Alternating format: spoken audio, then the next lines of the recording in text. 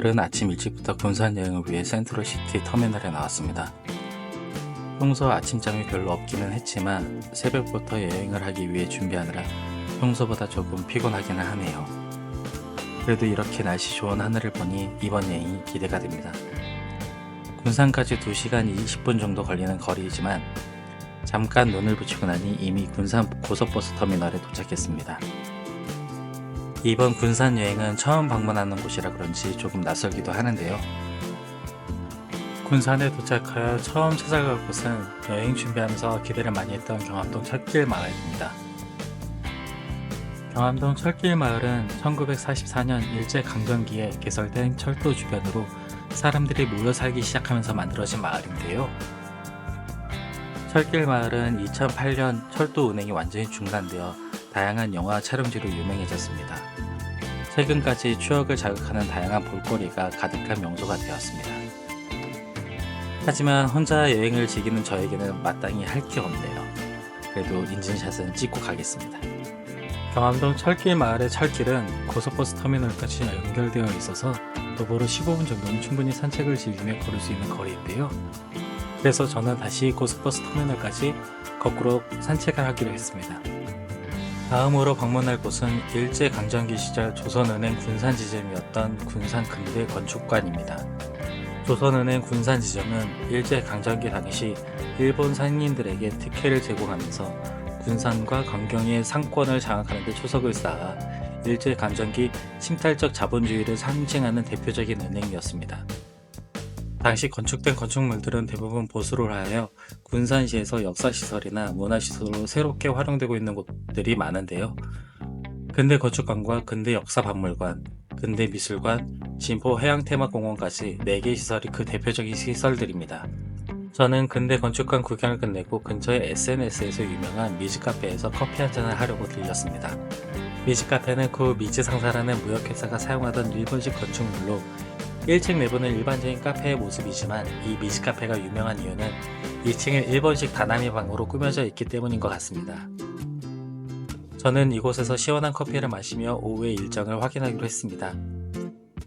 다행히 다음 여행 장소가 바로 옆에 있는 식당이라 그곳으로 향하기로 했습니다. 군산 맛집으로 빠지지 않고 등장하는 한일옥인데요.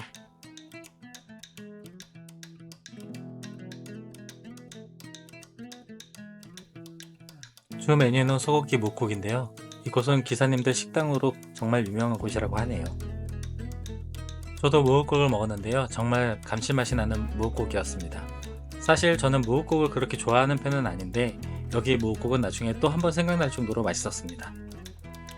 든든하게 식사를 하고 나왔습니다. 한일옥 맞은편에는 군산에 오면 꼭 방문해야 된다는 초원사진관이 있습니다. 다들 아시겠지만 초원사진관은 진짜 사진관이 아니라 영화 8월의 크리스마스 영화 세트장입니다. 내부는 영화를 소개하는 안내와 감독님께서 소장하시던 영화 콘티와 컨셉 아트 등이 기증되어 진열되어 있더군요. 혹시 이 영화를 보시지 못하신 분들은 꼭 찾아보시길 바랍니다. 저는 엄청 울었던 기억이 나네요.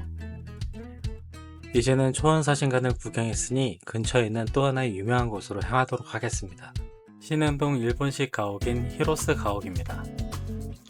히로스 가옥은 목조 2층 건물로 일제강점기 시절 군산부 협의회 의원이며 호목점을 운영하던 히로스 게이사부로가 지은 주택으로 영화 장군의 아들, 바람의 파이터 등 많은 한국 영화의 이 주택이 촬영 장소로 사용된 곳입니다.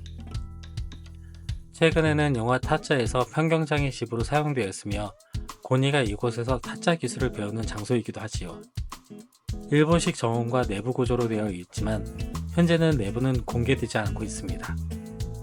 다음으로 향한 곳은 한국의 마지막으로 남아있는 일본식 사찰인 동국사입니다. 일제강점기에 지어진 일본 사찰로 당시의 모습을 지금도 그대로 간직하고 있는 동국사는 일반 사찰과 다르게 산속이 아닌 도시 한복판에 위치하고 있습니다. 사찰 한쪽에는 평화의 소녀상과 일본의 조동종 스님들이 제국주의 천병 역할을 했던 것에 대한 참여하고 용서를 구하는 내용의 참사 분부가 세워져 있습니다. 대웅전 뒤로는 대나무 밭이 있는데요. 제가 갔을 때는 보수를 하고 있어 대나무 숲길을 들어가 보지는 못했습니다.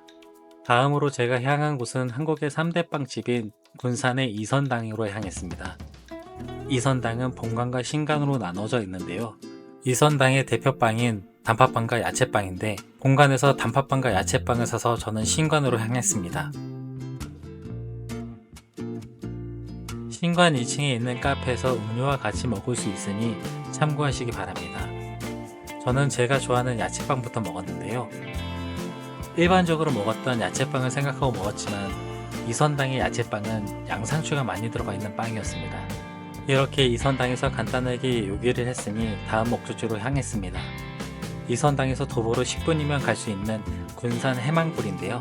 해망굴은 131m의 터널인데 일제강점기 시절에 항구와 연결하기 위해 만들어진 터널로 해방 이후에는 이곳에서 한국전쟁 시 북한군 지휘부가 터널 안에 자리하게 되면서 연합군과 이곳에서 총격전이 벌어졌던 장소이기도 합니다.